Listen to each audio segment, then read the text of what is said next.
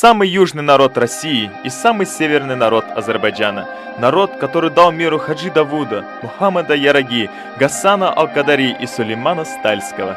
Народ, который возвел самый древний город России. И народ, который вот уже более века разрезан пополам по-живому. Это все о нас, о лезгинах.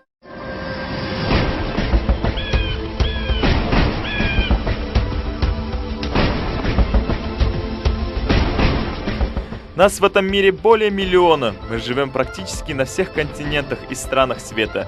Именно для объединения и сохранения нашего разделенного и распыленного по всему миру народа и была создана наша организация Федеральная лезгинская национально-культурная автономия.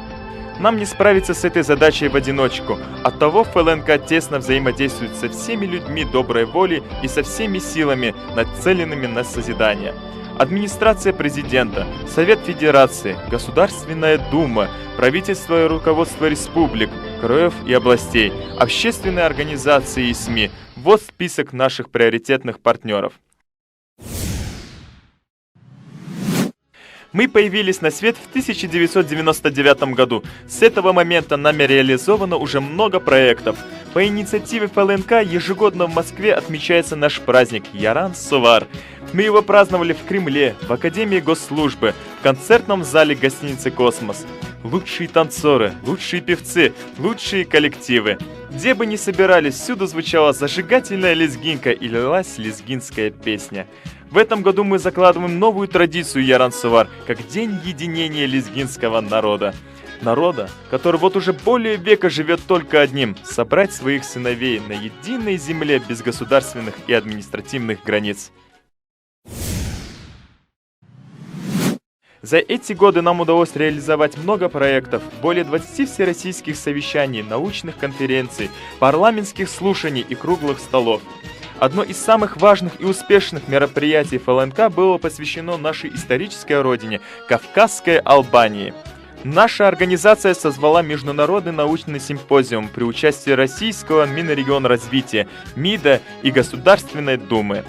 Назывался он «Кавказская Албания и лезгинские народы. Историко-культурное наследие и современность». В работе симпозиума приняли участие ведущие ученые России и зарубежных стран.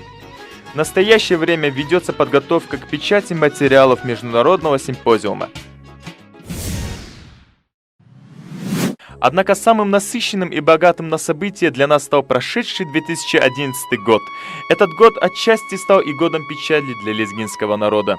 Госдума России ратифицировала договор о государственной границе с Азербайджаном. Таким образом, она окончательно узаконила границу между двумя странами, а фактически между лезгинами России и лезгинами Азербайджана.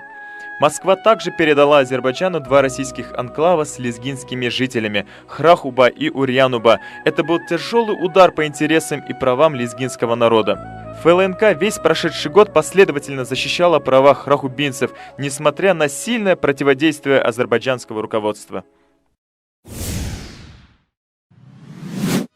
Март 2011 года. ФЛНК в Тюмени организует новую крупную конференцию. На сей раз она организована совместно с Минрегионразвития России и Тюменской администрацией. Конференция была посвящена роли общественных институтов в патриотическом и духовно-нравственном воспитании молодежи. На эту встречу приехали представители лезгинских общин из 7 регионов России. Это была поистине конференция единения, консолидация лезгинских организаций страны. Июнь 2011 года. ФЛНК впервые в истории страны созывает общественные слушания по разделенным народам. Организованы они были совместно с Общественной палатой России на ее же площадке.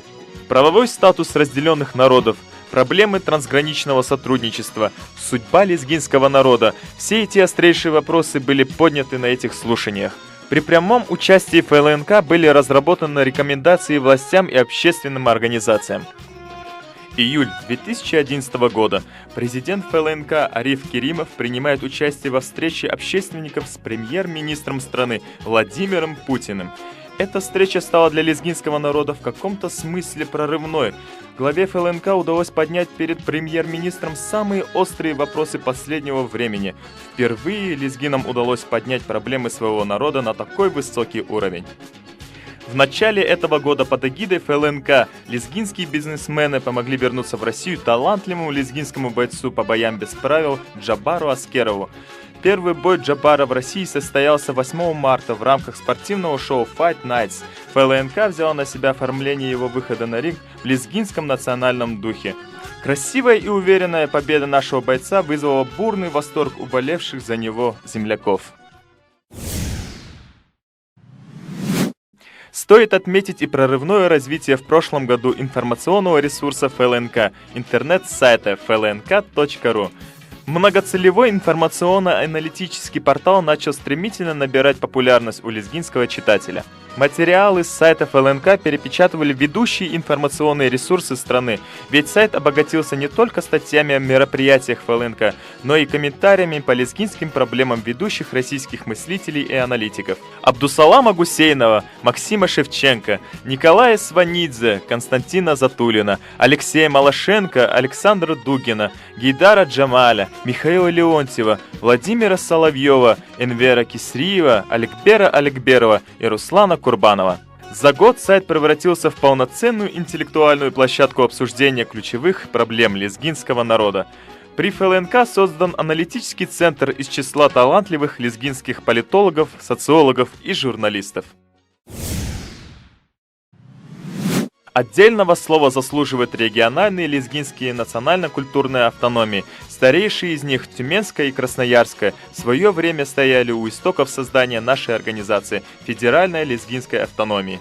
Тюменская автономия создана в 1999 году, ее бессменный руководитель Вагиф Керимов.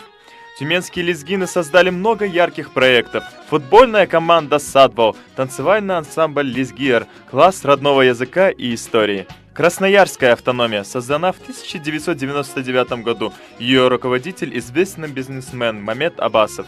Сборная по футболу красноярских лезгин 3 года подряд выигрывала Кубок губернатора. В этих соревнованиях участвуют представители более 20 национальностей, проживающих в крае. Более 3 лет радует своими выступлениями ансамбль танца «Молодость лезгинки».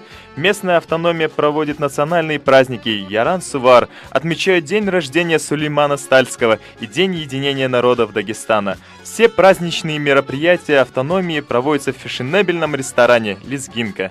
Московская автономия «Московские лезгины» создана в 2006 году. Сегодня ее возглавляет признанный лезгинский ученый Мадрудин Магомедаминов. Московские лезгины все эти годы планомерно занимались организацией демов, обучением родному языку, родной истории и культуре. Силами столичных лезгин было проведено много концертов, выставок, презентаций и памятных вечеров. У организации существует свой танцевальный ансамбль «Московские лезгины». Представители организации много раз принимали участие в телевизионных передачах на каналах «Культура», «Мир», ТВЦ и «Столица». Кроме того, в состав ФЛНК вошли Ярославская, Рязанская, Калининградская и Махачкалинская автономии. Планируется создание и включение в состав ФЛНК лезгинских автономий Санкт-Петербурга, Московской области и Республики Коми. За прошедший год ФЛНК положила начало новым ярким проектам: созданию собственного телевизионного интернет-канала, созданию фонда поддержки лезгинской культуры, науки и образования, а также вступлению ФЛНК в Организацию непредставленных народов, аналог Организации Объединенных Наций для народностей, не имеющей своей государственности. Но об этих проектах подробнее будет рассказано на сайте автономии flnk.ru и последующих наших встречах. С праздником вас, дорогие земляки!